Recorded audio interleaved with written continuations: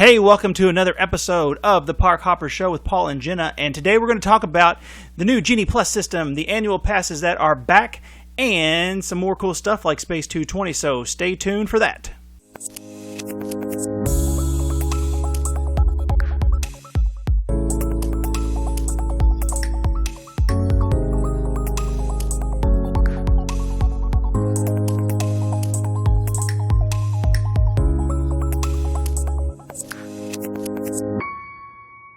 All right, so we are back, and I just scared Jenna on the Zoom. We are Zooming today. I have sick kids, and Jenna's got lots of work going on, but we thought we would get something going on. So, Jenna, how have you been? I've been busy. Surviving. You had very large eyes. So we had our first week of school last week, and I, also teach kindergarten. So usually at the end of the first week of school, we all feel like we were hit by a truck. Is that because you've done nothing all summer? I know your schedule all summer was not much. You sat around the pool and we're busy. There's no other way to put it. No, you were so busy all summer. I don't know how you're still falling apart at the beginning of the year, but for me, it's been nice. My wife is also a teacher, and the kids have all been out of the house, and my wife has been out of the house, and it's been nice, but they might be able to hear me because I'm home and they're homesick. So it's back to Stinktown. But anyway, not only with us, it seems like a lot of stuff has been happening. And, Miss Party Animal let us off with the death of Ed Asner. And we just want to say, from one of our Park Hopper staples, Up, the first 15 minutes, very sad, but the old man from Up passed away this weekend, and, It's so sad. Very sad, yes. And what did your daughter say? When I told the family last night at a birthday party. Oh, at a birthday party? Oh, my gosh. She said, everything about that movie is so sad. It's true. It's very true. You can't even come up with a happy update about it. Well, it's funny because we're going to play a game at the end of this episode called Did Paul Cry? And we're going to list some movies, and Jenna's going to have to guess whether or not this manly man cried at the end of those movies. But before we get to that kind of news, the internet has been a titter with, I'm sure that's a word, with Genie Plus. If you're someone like me who stays away from all news of the world and politics and things, the biggest thing going on in the world right now is that Disney has gotten rid of the Fast Pass and has gone to something that they've called Genie Plus. And Jenna is here to give you some dirt. Jenna. I have been trying to prepare myself to give a very unbiased report of this. So I don't know that I'll be successful. Well, I guess I could start if you don't want to. Okay, so the new Genie system, I think, is going to be handy. Mm-hmm. The new, it's going to enhance the app. I'm not against paying $15 a day for the, what do they call it? Lightning Lane, yeah. I'm not against that because that was always the case at Disneyland. And actually at Disneyland, they had what was called the Max Pass. And I preferred that over the Fast Pass Plus system in Disney World. I've heard good things about the Max Pass. Some of the people that we watch on YouTube that have little channels were big Disneyland people, and they said the Max Pass was always the better option because it was when we went to Disneyland, we rode the big popular rides over and over and over without standing in line. Yeah. And so the way it worked, and we still are waiting on some details on this Genie Plus system, but when you entered the park, you would book your first Fast Pass, and then once you redeemed that Fast Pass, you could book another one. And some people think, well, by the time you book your second one, nothing good's going to be available, but that's not true. Idiots. Huh? I said idiots. Well, because Honestly. everybody's doing it. So it's not like somebody got up before you and booked a whole day of Thunder Mountain, and so it's a constant change and rotation throughout the day. So they really don't fill up like they used to. Now, Jenna has just given away our secret of we wake up early and we book 3 Thunder Mountain rides on our Fast Pass Plus every time, but now we haven't been able to do that anymore. So thanks a lot for giving away our strategy. But yeah, so I would say it seems like it was met very negatively when people haven't even got a chance to use it yet. So I don't know. I understand people think Disney's just trying to rip everybody off, but we have to keep in consideration how much money they lost over the last year and a half. Wow. No, really. I mean, cruises were losing millions of dollars a day. Now, I don't know if we can get an argument with this, with money lost versus money not earned, because that's 2 different things, but well, I would say, I don't know, because the cruise ships still need to dock and be taken care of. So I don't know. All I know is I mean, Universal charges for their fast passes. I will say the last time I was at Universal, which has been a while, they had the lane that you paid for and you just rode on in. I think the big issue that most people really seem to have is that for whatever reason, people loved Max Pass at Disneyland, but they really loved the Fast Pass Plus because it was so easy and it was free. And I think this one might be a good option. I think it was rolled out poorly. But when we had the old Fast Pass system, because I would get up and book my guest Fast Passes. So I would get up and book them. You get 3 for the day. You have to, basically you're at the mercy of whatever time is available for those rides. And you might not get the big rides. Yeah. They sell out too quickly. And so then you get to the park and your choice is to not ride the big ride or wait 2 hours to ride the big ride. Whereas this, I feel like it's going to give you more opportunities to do the rides that you enjoy doing. Plus, not everybody's going to purchase it. Mm-hmm. So, that kind of weeds some people out on the Lightning Lane too. So I'm not against it. Now, if you think about a family of 4, that's $60 a day additional that you're looking at, which again, we paid for it at Disneyland and we all agreed it was worth every penny. It was a great system. So I'm hoping it's a lot like that. Now, I also hope eventually they will do some kind of Disney World resort benefit on this. Like deluxe guests get a I don't know. We're starting to lose our on-property benefits. And so I hope and I know we're doing extended hours now, but I'm hoping they do something with this with on-resort guests. Somehow make it better than off-resort guests. I am not against the system. It seems like it might be pretty good, but I just think the way they brought it about was kind of, they didn't really soften anything. They were like, guess what? It's more expensive, and we know lots of you still aren't working, but we're going to raise the rate to come to this thing just a little bit more. And I was like, well, maybe in past, I know, what's the guy in charge? Chopik? What's his name? Who's that guy? The new CEO. Yeah. My CEO will always be Michael Asner. Me too. He just kind of, this guy, he doesn't have a good finesse game where people are going to pay for these things because people are crazy and they pay for whatever you want to. They could charge whatever they want. It would be full. Yeah. Once it came back, it wasn't like they ever had a day where people were like, well, what are we going to do with all these empty spots at Disney World? But it just was not. I do think it was a little bit of a low blow right now. I will say also the real loser, or maybe winner in this situation, is the litter Genie Plus, which is a cat litter device that if you type in Genie Plus in Google is the number 2 hit. So did not know it was a thing.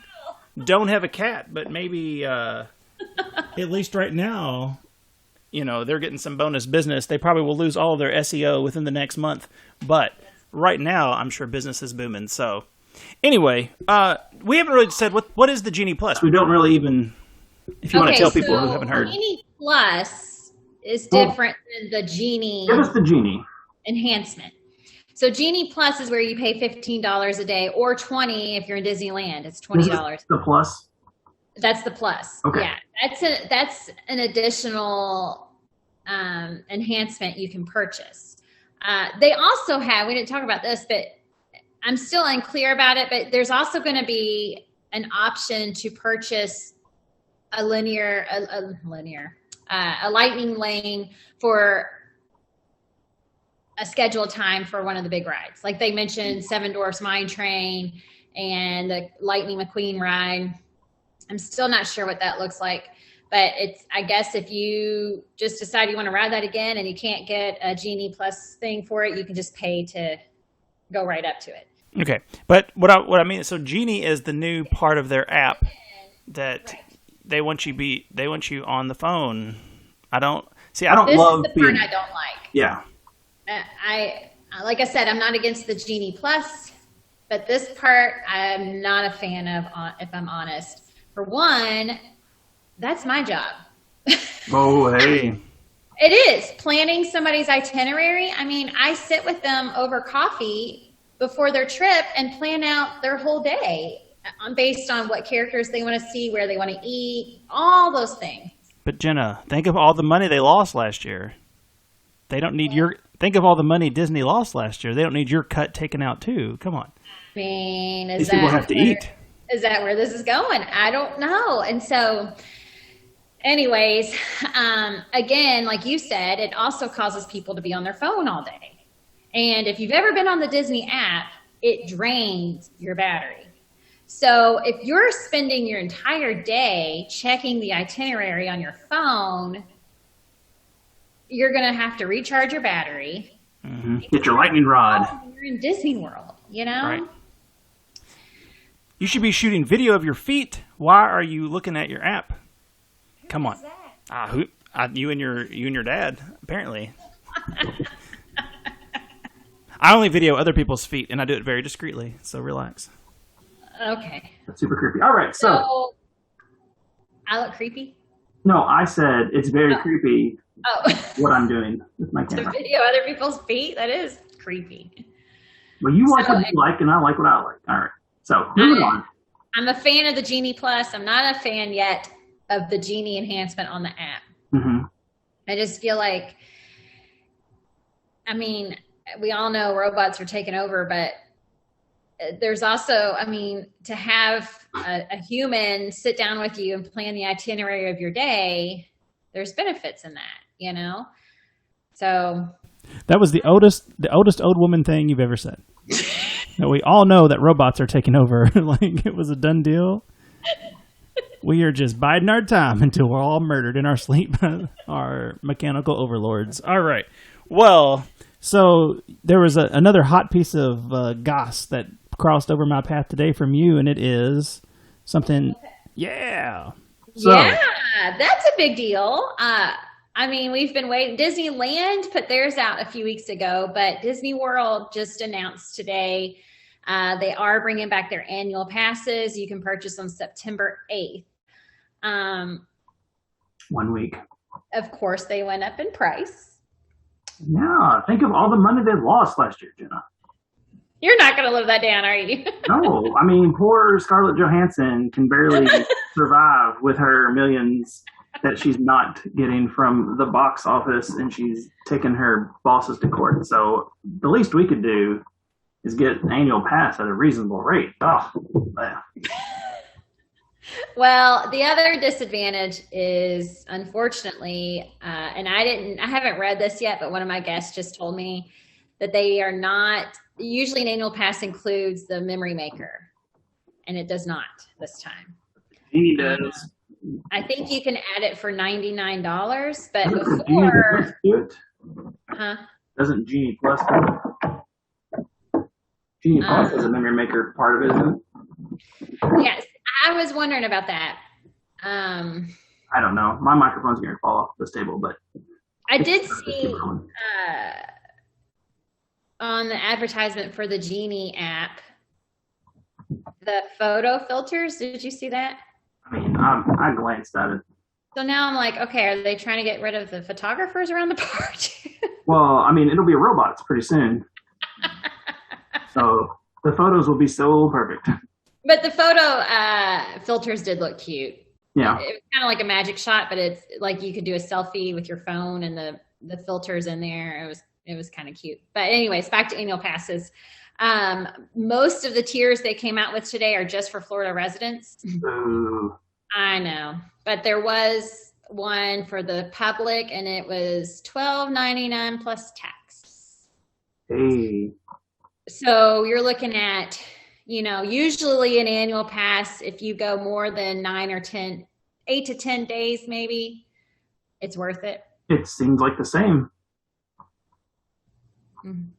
I think the price of a daily admission has gone up. So then it has, but the more days you add, like 6 days in the park is really not much more than 4 days in the park.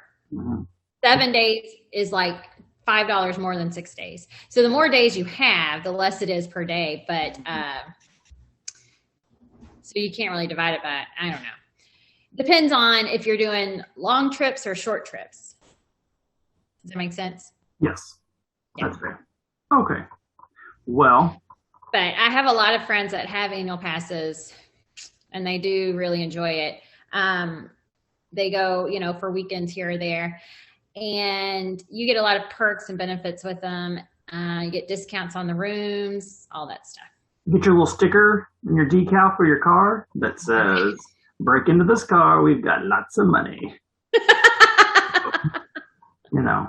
That's what I always think when I see Mr. Orange Bird smiling at me. I'm like, this person will get good insurance. They'll be fine. I'm more of a street rat than a sultan if we're going to do that. So. Oh, my goodness. All right. Well, what is the other big news? Something cool is coming to EPCOT. Yeah, I'm excited about this. We've been waiting and waiting and waiting. Space 220. Whoop, whoop.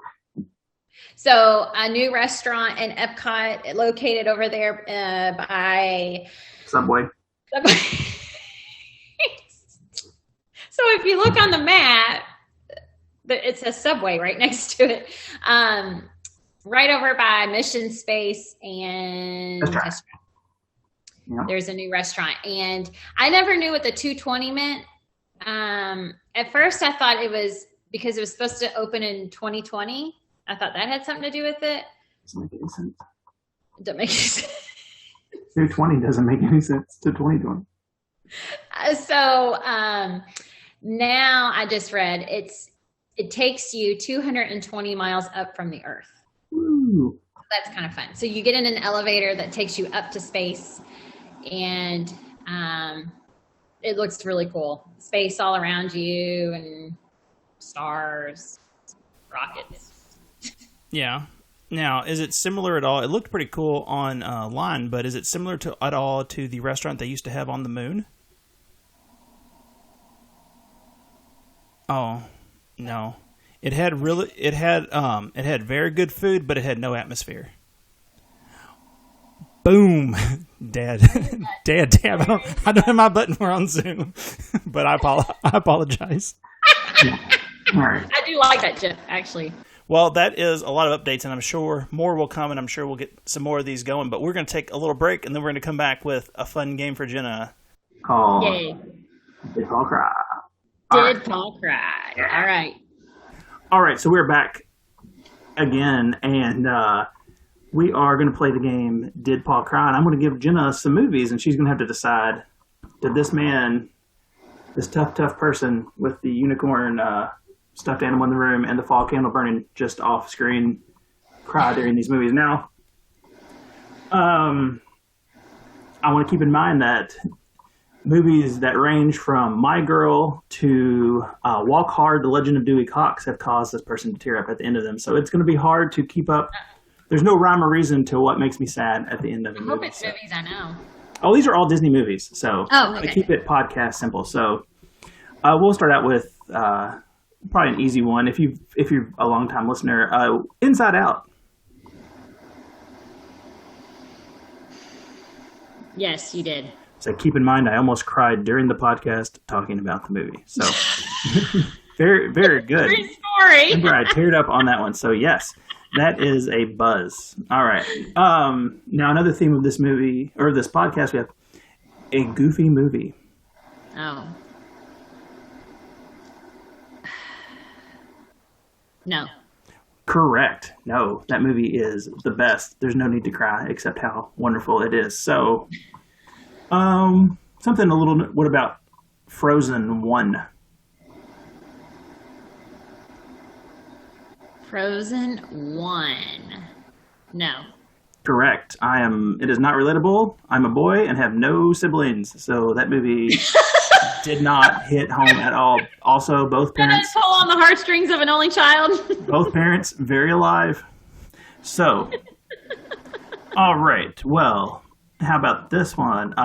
We brought it up earlier in the podcast. Up. Oh yeah.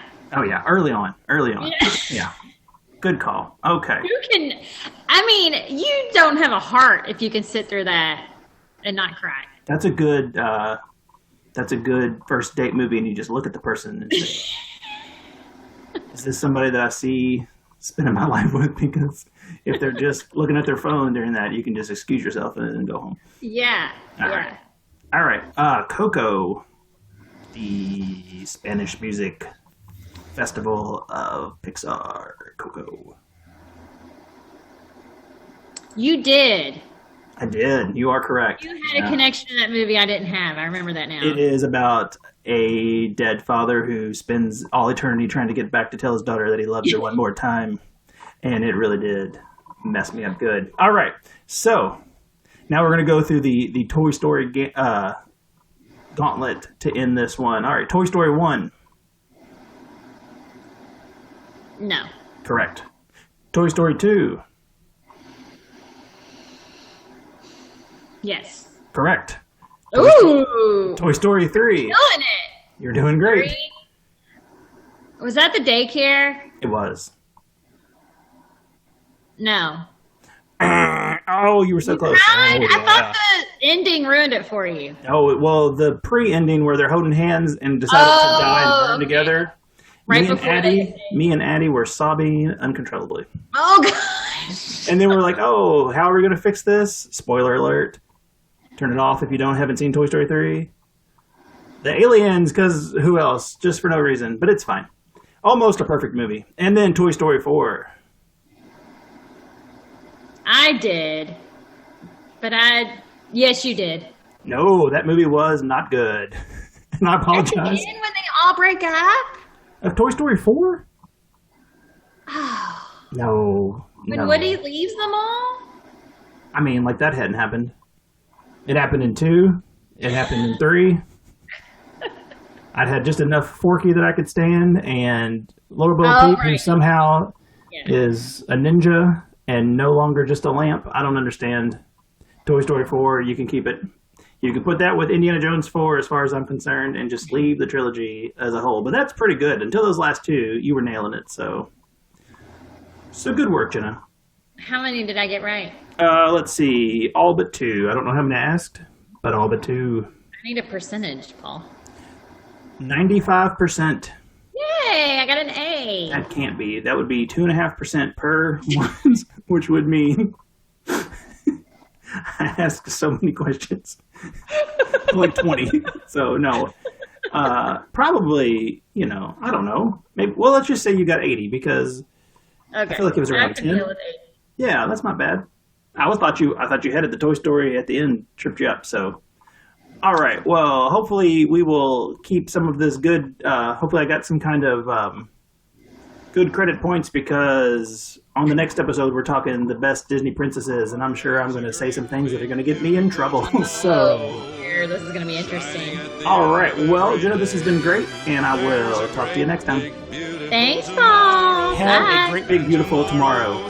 Hey guys, it's Jenna, and if you would like to plan a magical vacation for your family, contact me for a free quote by clicking the link below, or go to visitmickey.com and tell them that Jenna or Paul or the Park Hopper Show sent you. Thanks.